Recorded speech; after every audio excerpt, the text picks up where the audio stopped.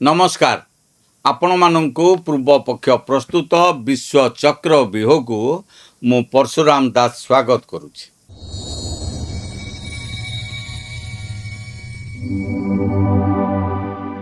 दर्शक बंधु आजिर विषय केवल दक्षिण एशियार नुहे सारा विश्वर चिंतार कारण होइछि। कारण अमेरिकार गुप्तचर संस्था एवं बड़ बड़ थिंक टैंक माने एमिति एक चेतावनी देइछन्ति जहाको सुनिले आपण माने मध्य आश्चर्य हेबे। सेमानंको कहिबा कथा हैला 2026 रे भारत एवं पाकिस्तान मध्य रे एक बड़ धरणर युद्ध होई पारे। सबठारु बड़ कथा एथर अमेरिका मध्य एई युद्ध को रोकी पारिबो नाही बोली भय करूछि। काहेकि भय करूछि अमेरिका ताकू आजी आमे आलोचना करिबा। आपण माने देखुथांतु विश्व चक्र व्यूह। मोर आपण मानकु अनुरोध आपण माने आम चैनल को लाइक करंतु, सब्सक्राइब करंतु आ बंधु मानक सहित अधिक अधिक शेयर करंतु। दर्शक बंधु भारत और पाकिस्तान मध्य रे शत्रुता कोनोसी नुआ कथा नुहे। 1947 रो विभाजन पर ठारू काश्मीर को नहीं, सीमा को नहीं, आतंकवाद को नहीं दुई देश मध्य रे संघर्ष चली आसीछि। यही संघर्ष 1948, 1965, 1971 एवं 1969 देखा देइछि।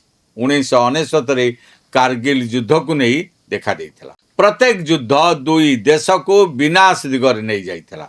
किंतु एबे परिस्थिति अलगा। कारण एथर केवल सीमारे गुली चलिबो नाही। एथर युद्ध हेबो ड्रोन द्वारा, साइबर आक्रमण द्वारा, सैटेलाइट हैकिंग द्वारा, मिसाइल द्वारा एवं यार प्रभाव सारा विश्व उपरे पड़ी पारे। भारत और पाकिस्तान युद्ध को नहीं अमेरिका कहीं भयभीत बोली एबे प्रश्न उठिबार लगी। कारण अमेरिकार अनेक थिंक टैंक जेपरिक रांड कॉर्पोरेशन, हडसन इंस्टीट्यूट एवं किछि रक्षा विशेषज्ञ कहउछन्ति जे भारतर नीति रे एबे बड़ परिवर्तन आसीछि। पूर्वरु भारत संयम नीति को मानुथिला। पाकिस्तान आक्रमण कले मध्य भारत बहुत भावी चिंती पदक्षेप नेउतला। किंतु उरी आक्रमण परे सर्जिकल स्ट्राइक, पुलवामा परे बालाकोट स्ट्राइक एवं परे ऑपरेशन सिंदूर या स्पष्ट करि देइछि एबेकार भारत पुराना भारत नुहे, या नुआ भारत। आउ एई नुआ भारत आउ चुप होई रहिबो नाही। जदि आतंकवादी आक्रमण हेबो तेबे भारत सीधा पाकिस्तान रे पसी आक्रमण करिबो। अमेरिकार भय एहिठारु आरंभ हेउछि। दर्शक बंधु ऑपरेशन सिंदूर केवल एक सेना कार्यानुष्ठान नथिला। यह थिला एक मेसेज। भारत दुनिया को कहिदेला जदि भारतर सुरक्षा को चैलेंज करा जिवो तेबे भारत कोनोसी सीमा आउ मानिबो नाही।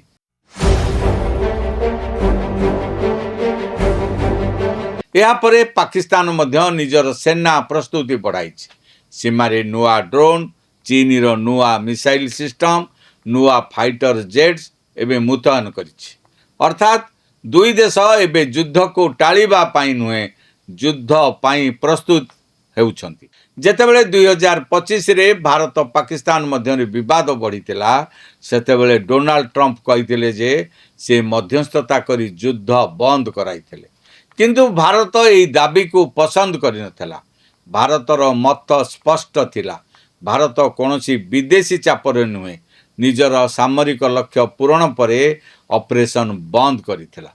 एही कथा अमेरिका को एक सिग्नल देला। जदि आगो को पुणी युद्ध हेबो तेबे भारत हुए तो कहार कथा सुनिबो नाही। एबे आसंतु सबुठारु बड़ खेलाड़ी उपरे आलोचना करिबा। आउ से बड़ खेलाड़ी हेउची चीन। दर्शक बंधु चीन पाई पाकिस्तान केवल एक पड़ोसी देश नुहे, यह हेउची भारत को व्यस्त रखिबार एक रणनीतिक अस्त्र। गोटे पटे चीन लद्दाख सीमारे चाप सृष्टि करुछि, अन्य पटे पाकिस्तान को अस्त्र जोगाई देउछि। आज पाकिस्तान रो प्राय 80% सामरिक सरंजाम एबे चीन रु आसुछि। चीन रो HQ-9 air defence system, Wing Loong drones, JF-17 fighter jets एवं एबे J-35 स्टील्थ फाइटर जेट एसबू पाकिस्तान निज पाई संग्रह करुछि। एसबू भारत पाई मध्य ଏକ ବଡ଼ ଚ୍ୟାଲେଞ୍ଜ ଭାବରେ ଏବେ ଉଭା ହୋଇଛି। ଚୀନର J-35କୁ 5th ଜେନେରେସନ୍ ଷ୍ଟିଲ୍ଥ ଫାଇଟର ବୋଲି କୁହାଯାଏ। ଏହାର ବଡ଼ ବିଶେଷତା ହେଲା ଏହା ରାଡରକୁ ଚକମା ଦେଇପାରେ, ଅର୍ଥାତ୍ ଭାରତର ଏୟାର ଡିଫେନ୍ସ ସିଷ୍ଟମ ଏହାକୁ ଧରିବାରେ ବିଳମ୍ବ କରିପାରେ। ଏହି କାରଣରୁ ଆମେରିକା ଏବଂ ଭାରତର ସୁରକ୍ଷା ବିଶେଷଜ୍ଞମାନେ ଏବେ ଅଧିକ ଚିନ୍ତିତ ହୋଇପଡ଼ିଛନ୍ତି। କାରଣ ଯଦି ପାକିସ୍ତାନକୁ ଏପରି ଟେକ୍ନୋଲୋଜି ମିଳେ ତେବେ ଦକ୍ଷିଣ ଏସିଆରେ ପାୱାର ବାଲାନ୍ସ ବଦଳିଯିବ ଏବଂ ବିଗିଡ଼ିଯିବ ମଧ୍ୟ। ଭାରତ ପାକିସ୍ତାନ ମଧ୍ୟରେ ସମ୍ଭାବିତ ଆଗାମୀ ଯୁଦ୍ଧ 1971 ଭଳି ହେବ ନାହିଁ। ଏଥର ସହରର ବିଦ୍ୟୁତ୍ ବନ୍ଦ ହୋଇପାରେ, ବ୍ୟାଙ୍କିଂ ସିଷ୍ଟମ ହ୍ୟାକ୍ ହୋଇପାରେ, ସାଟେଲାଇଟ୍ କମ୍ୟୁନିକେସନ୍ ଡାଉନ୍ ହୋଇଯାଇପାରେ, ସୋସିଆଲ ମିଡ଼ିଆରେ ମିସ୍ ଇନଫର୍ମେସନ୍ ଛଡ଼ାଯିବ, ଡ୍ରୋନ୍ ସ୍ୱାର୍ମ ଆଟାକ୍ ବି ହୋଇପାରେ। ଅର୍ଥାତ୍ ସାଧାରଣ ଲୋକମାନେ ମଧ୍ୟ ଏହି ଯୁଦ୍ଧର ପ୍ରଭାବ ଭୋଗିବେ। ଏହି କାରଣରୁ ଆମେରିକା ଭୟ କରୁଛି ଯେ ଏହା କେବଳ ଭାରତ ପାକିସ୍ତାନ ଯୁଦ୍ଧ ହୋଇ ରହିବ ନାହିଁ। ଏଥିରେ ଚୀନ, ରୁଷ, ଆମେରିକା ମଧ୍ୟ ପ୍ରତ୍ୟକ୍ଷ କିମ୍ବା ପରୋକ୍ଷ ଭାବେ ଜଡ଼ିତ ହୋଇଯାଇପାରନ୍ତି। ସବୁଠାରୁ ବଡ଼ ଚିନ୍ତା ଏଠାରେ ରହିଛି, ଭାରତ ପାକିସ୍ତାନ ଦୁଇ ଦେଶ ପାଖରେ ପରମାଣୁ ଅସ୍ତ୍ର ଅଛି। ଯଦି ପରିସ୍ଥିତି ନିୟନ୍ତ୍ରଣରୁ ବାହାରିଯାଏ ତେବେ ଏକ ଛୋଟ ଭୁଲ ଲକ୍ଷ ଲକ୍ଷ ଲୋକଙ୍କର ଜୀବନ ମଧ୍ୟ ନେଇଯାଇପାରେ।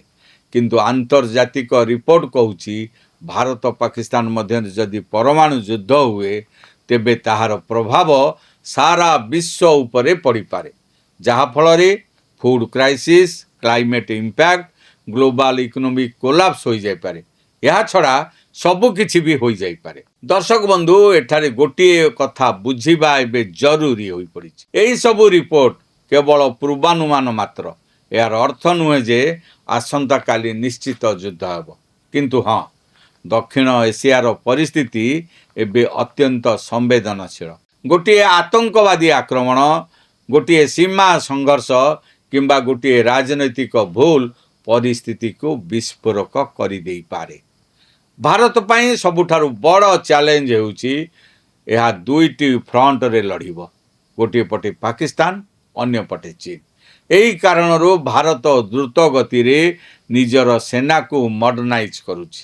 Rafale fighter jets, S-400 air defence system, BrahMos missile ଯାହାକି ମେଡ୍ ଇନ୍ ଭାରତର ଅସ୍ତ୍ର, ଏହାଛଡ଼ା ଡ୍ରୋନ୍ସ ସବୁ ତାହାର ଅଂଶ। ଭାରତ ଏବେ କେବଳ ରକ୍ଷା ନୁହେଁ, ପ୍ରତି ଆକ୍ରମଣାତ୍ମକ ପ୍ରସ୍ତୁତି କରୁଛି। ଦର୍ଶକ ବନ୍ଧୁ, ବିଶ୍ୱ ଆଜି ଏକ ଅତ୍ୟନ୍ତ ଜଟିଳ ପରିସ୍ଥିତି ମଧ୍ୟରେ ଗତି କରୁଛି। ୟୁକ୍ରେନ ଯୁଦ୍ଧ, ତୈୱାନ ସଂଘର୍ଷ, ମିଡିଲ୍ ଇଷ୍ଟ ସଂଘର୍ଷ ଏବଂ ଏବେ ଦକ୍ଷିଣ ଏସିଆ ଉପରେ ମଧ୍ୟ ଯୁଦ୍ଧର କଳା ବାଦଲ ଘେରିବା ଆରମ୍ଭ କରିଛି। ଆମେ ସମସ୍ତେ ଶାନ୍ତି ଚାହୁଁ, କିନ୍ତୁ ଶାନ୍ତି ସେତେବେଳେ ସମ୍ଭବ ଯେତେବେଳେ ଆତଙ୍କବାଦ ବନ୍ଦ ହେବ, ବଡ଼ ବଡ଼ ଦେଶମାନେ ନିଜର ଜିଓ ପଲିଟିକାଲ ଗେମ୍ ଛାଡ଼ିବେ। ନଚେତ୍ 2026 ସାରା ବିଶ୍ୱ ପାଇଁ ଏକ ନୂଆ ସଙ୍କଟର ବର୍ଷ ହେବ ଏବଂ ନୂଆ ସଂଘର୍ଷର ବର୍ଷ ବି ହୋଇପାରେ। ଦର୍ଶକ ବନ୍ଧୁ, ଆପଣମାନଙ୍କର କ'ଣ ମତାମତ? ସତରେ କ'ଣ 2026ରେ ଭାରତ ପାକିସ୍ତାନ ଯୁଦ୍ଧ ହୋଇପାରେ? ଆମେରିକା ଏଥିରେ କିଛି କରିପାରିବ କି? ନା ଏଥର ଭାରତ ନିଜର ନୀତିରେ ଅତୁଟ ରହିବ? କମେଣ୍ଟ କରି ନିଶ୍ଚୟ ଜଣାନ୍ତୁ। ଭିଡ଼ିଓଟି ଭଲ ଲାଗିଥିଲେ ଲାଇକ୍ କରନ୍ତୁ, ବନ୍ଧୁମାନଙ୍କ ସହିତ ସେୟାର କରନ୍ତୁ। ଏମିତି ବଡ଼ ବିଶ୍ଳେଷଣ ପାଇଁ ଆମ ଚ୍ୟାନେଲ ପୂର୍ବପକ୍ଷକୁ ଏବଂ ପୂର୍ବପକ୍ଷ ପ୍ରସ୍ତୁତ ବିଶ୍ୱ ଚକ୍ରବ୍ୟୁହକୁ ସବସ୍କ୍ରାଇବ୍ କରିବାକୁ ଭୁଲନ୍ତୁ ନାହିଁ। ରହୁଛି, ନମସ୍କାର।